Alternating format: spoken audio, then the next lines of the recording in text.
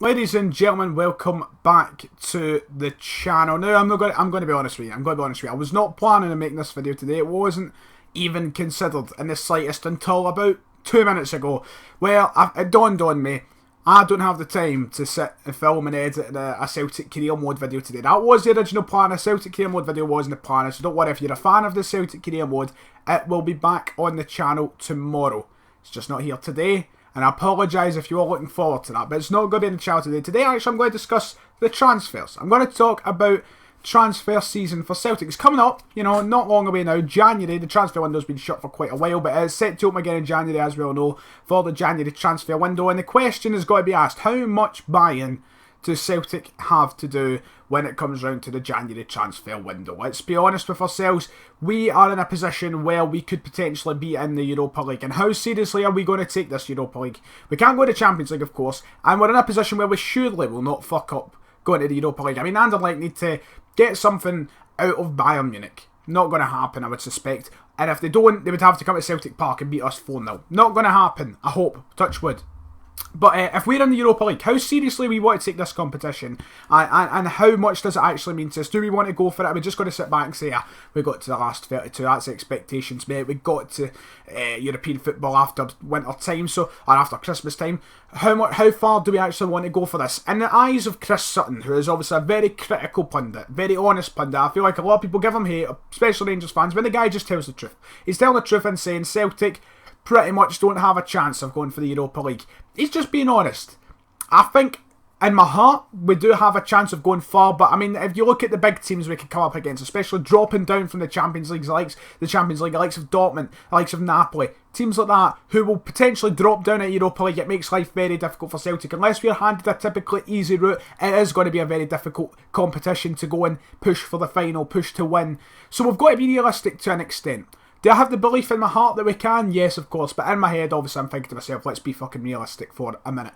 So do we want to go for this competition? I think we should be going for as far as possible as we can. And to do so, do we need to buy in the January transfer window? And if so, how much do we need to buy in the January transfer window? The first things first, with the centre halves currently at the team, how far can we get? Defensively, we are still very, very questionable. Even when our defence gets to full strength, full fitness, whenever that's going to be at this rate, don't know, maybe 10 years time. But as soon as our defence gets back to full fitness, is it still going to be strong enough to be able to withstand attacks of players that are in Dortmund's team, Napoli's team, teams I've already said, teams who are going to drop down? Is it good enough to contain? We've got Kieran Tierney, we know how good he is. Mikael Lustig, hot and cold player, love him, but he is hot and cold. He can either have a very good game or a very bad game. And the centre halves, along with the fitness issues that we've got to consider, but yeah, I can still be a bomb scare at times. As much as he has improved, he still can be a bomb scare. To me, the only really solid defender week in, week out is Jozo Simunovic. And going by his prior injury history, and all these little things that can come up, they can take him out of his game. We need to be considerate. See, Eric Sviatchenko is almost back. Whether we're going to keep him or not, he's been linked to Copenhagen's a different story. But say we do keep him, we have 3 first-team centre-backs. Neil Baton is not a first-team centre-back. I'm not counting Neil Baton as a first-team centre-back. Neil Baton, we cannot play if we're seriously going for a Europa League final space or somewhere even far in that competition. Neil Baton is not going to cut it. We need to be serious and we have to put some money into the club. When Martin O'Neill was given the Celtic job back in 2000, he was given bucket loads of money to spend to compare with other managers. Brendan Rodgers has had not even a fraction of what Martin O'Neill had to spend. Martin O'Neill spent £6 million on 3 players off the top of my head alone, then there's more. You think of the likes of Chris Sutton, John Hartson and Neil Lennon, all £6 million. That's 18 million automatically. Then the likes of Stan Petrov came in. And there's a whole list. You can go on and on. Martin O'Neill was given so much money, and not so much money has been given to Brendan Rodgers. And we do understand the financial climate in football has changed dramatically since 2000. It's changed massively. I mean, £6 million, who's that going to buy you now? You need to, if you want a top player, you're going to have to look very obscure places over in likes of Norway and all these. You're not going to find someone down in England that's going to be great for £6 million. You're going to find someone who is average that you're going to have to turn in to be great, because even younger players they're wanting, mass amounts for. A young 20-year-old English player they're wanting, at least 20 million for. So we've got to be realistic in these signings, but we do need to sign a centre half. at the start of the season, I was thinking to myself, no, look, we won't need to worry. When Sviatchenko and Boyata are fit again, we'll have 3 first-team centre-halves and all will be absolutely fine. I couldn't be further from wrong, because you look at how shaky it's been in Europe at points with that defence. Granted, we showed a very good show against Bayern Munich, but what was the one thing that let us down against Bayern Munich and cost us a result? A very bad mistake from Dedrick Boyata. And that's not going to cut it for the Europa League. If we want to win the Europa League, we need to go in, or not win. I'm speaking like there's an actual chance of us winning this year, but if we want to go far, then we want to give it a realistic presence in that competition. Dedrick Boyata, when he's doing stuff like that, isn't going to cut it. We need to go in, we need to find someone who we know is going to be good enough. Whether that's spending a bit more money usually, I think this is the point where Peter Law, Dermot Desmond, I've got to look and say, it's for the better of the club, it's for our successes, and Brendan Rodgers more than deserves the money to spend. He has worked his absolute tits off to get Celtic to where they are right now. He has had a phenomenal season and a half coming up for. I think he more than deserves it. More than deserves a wee bit extra money to spend. And January isn't really the time where you want to do the most of your business, but the fact that we are now in European competition after Christmas, I would say we should be getting the money. We should be getting the money to spend. Do we need to improve anywhere else on the park? Let's think. A lot of people will say goalkeeper. I think Craig Gordon, let's let him ride off into the sunset at least. Give him a chance to finish off his season. I'm a big fan of Gordon. I will always come on this channel and defend him. I love Craig Gordon. I know he messes up a lot. I feel like my eye might look very bloodshot. I've got the cold badly and I'm dying to sneeze.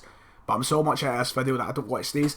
Craig Gordon, let's be honest, he can make mistakes, but he's a phenomenal shot stopper. And if we've got a very secure backline in front of him, we won't need to worry as much when he has got those iffy moments on the ball. We won't need to worry anywhere near as much if we've got a secure backline in front of him. So the priority is defence. Just sign a better defence, a better defender that can really give us that European quality to go far in this competition. That has got to be the sole aim, because you look up front, Dembele and Griffiths, we don't need to sign another striker. We've got Hudson Edouard. We don't need a striker.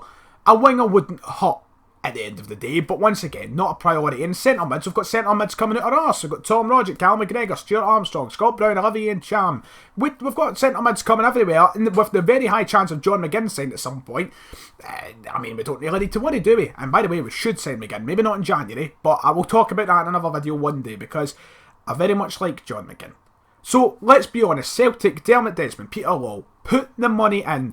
Give us that security we need at the back to go for the Europa League. Go for it. I want to actually go for it. I want a wee trip to fucking Lyon in May. I want to be going to the final or June, whenever it is. Right? So do what? Give Brendan Rodgers the money. And if you give Brendan Rodgers the money, you know fine well he's going to make it back. You know he's going to make it back. He's done too much of a job so far not to make it back, because we're going so well. We're only going up. The stock of Celtic is only going up under Brendan Rodgers, and it will continue to do that. We're taking steps, and we took one big step. You know, you don't think it could get any better than an invincible treble, but there are still steps to go up. Still a lot of steps to go up. So put the money in, get the centre back. Really, that is the message. The title of this video, I think I'm going to make something like, what does Celtic have to do in January? Sign a centre-back is the message. We all know it clear. I just wanted to make my thoughts known on what we should do. I wouldn't mind extra players in there that can allow us more depth, maybe on the left-hand side. Johnny Hayes isn't the biggest, you don't really want him that much, do you? I like Johnny Hayes, but he's not kind of like, if Scott Sinclair gets injured and we're left playing Hayes in Europe, it's not the kind of reassurance that you would like. So aye, centre back, let's do it. January, make it happen, Celtic board, make it happen. Give Brendan the money, show Brendan the faith, and all will be good. I hope you did enjoy this video. It was very off the cuff, very unexpected for me to do. I just kind of rambled.